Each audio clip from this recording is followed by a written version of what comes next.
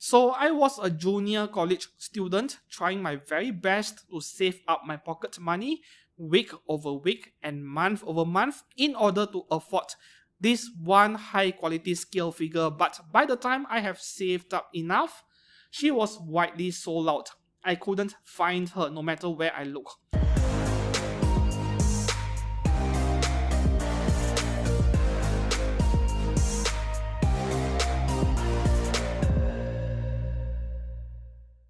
Hello everyone and welcome back to the channel. I'm Steven. Today's video is the second episode of this Hall of Fame series, which is an original series for this channel. With this Hall of Fame series, I will take a look at older figures released many years ago in the past, not many criteria there, that were somehow famous. These figures that I will feature under this series can be famous either for a good reason or infamous for a bad reason. So back in episode 1, we took a look at this 1/8 scale figure of Yuzuriha Inori by Good Smile, which is kind of a mixed bag in some way. That figure was too small and it disappointed quite a number of people, yet the figure was fairly popular to some extent. Today's video is an exact opposite of episode 1. The figure you're looking at right in front of me over here, this figure is legendary. Back in the late 2000s, the anime figure market was booming. Figure qualities were going up substantially, but the three musketeers of the anime figure market back then was Good Smile Company, Alter, and Max Factory, perhaps the three best figure companies at the time. And then there was everyone else. So during the Wonder Festival, I think was back in year 2008 or so, this figure of Saber Lily over here together with Black Rock Shooter, these two were the absolute stars. They were the biggest highlight of Wonder Festival for that particular year. I'm not sure whether it was summer or winter year 2008. So these two figures were the absolute stars for two good reasons. The first thing was the sheer amount of detail and craftsmanship. And the second one was, well, the price. So 9,300 yen before taxes was considered to be very expensive back then for an anime scale figure. And back then the Japanese tax was 5%, so before taxes it was 9,333 yen, after taxes 9,800 yen. 5%. Same thing with Black Rock Shooter, who deserves her very own video in the future, a separate episode for this Hall of Fame series. For today, let's concentrate on this 1/7 scale Saber Lily Distant Avalon by Good Smile Company. There is a second variant, by the way, called the Saber Lily Golden Caliban, but that version is supposedly limited or exclusive, a Wonder Festival exclusive. The Golden Caliban version wasn't as popular in comparison because there was no armor, and the face was slightly different, which not many people are a fan of, myself included. I prefer this face on this version of Saber Lily, the Distant Avalon version. She was initially released back in September 2009, making this figure a 13-year-old figure today. Yes, you're looking at a 13-year-old figure right in front of me. The one I bought over here, I bought it back in year 2010, which means this is from the initial release batch from year 2009.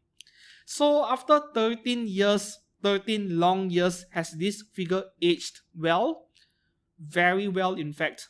Of course, some white color or cream color parts, transparent parts, they are going to turn yellow over time. This one included. They have gone slightly yellowish, but they don't look too bad because this is a natural aging process of the PVC material where they become oxidized, and this chemical called plasticizer, they will seep out from the figure and evaporate, or they will condense on the surface of the figure, making the figure slightly sticky over time.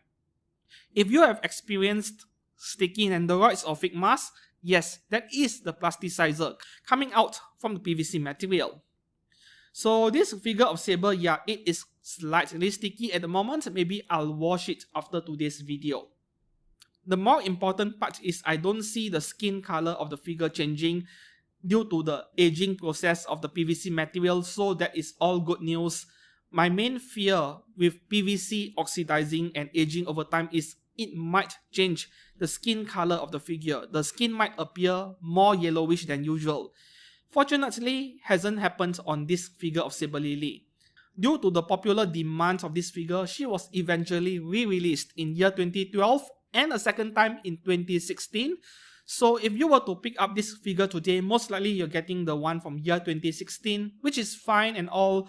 If you are interested in this figure, please do grab one. This figure was well ahead of its time back in year 2009. For a figure that was made 13 years ago, this figure is still more detailed and well made than many figures that are released today in year 2022. Which goes on to tell you how well made this figure is. I was full of praises when I got this figure back in year 2010 because it virtually had no flaws on the paintwork. That was the case back then, but now 13 years later, I wouldn't be surprised if I myself, due to user error, have inflicted some micro scratches or flaws on this figure. So it wouldn't be fair to review a 13-year-old figure in detail and point out the flaws because they might be user inflicted. This Saber Lily of mine over here has a very interesting backstory and some kind of sentimental value because back in the late 2000s, I was just getting started with my hobby of anime figure collecting. So I was a junior college student trying my very best to save up my pocket money week over week and month over month in order to afford this one high quality scale figure, but by the time I have saved up enough, she was widely sold out. I couldn't find her no matter where I look. Local websites, Japanese websites, I couldn't find her in stock. Resellers in the aftermarket were selling her 200 to 300% higher, 2 to 3 times higher than the original 9,800 yen pricing, which was already expensive enough at the time. But yeah, the value went up by 2 to 3 times. So out of popular demand, she was re-released, but that was only 3 years later.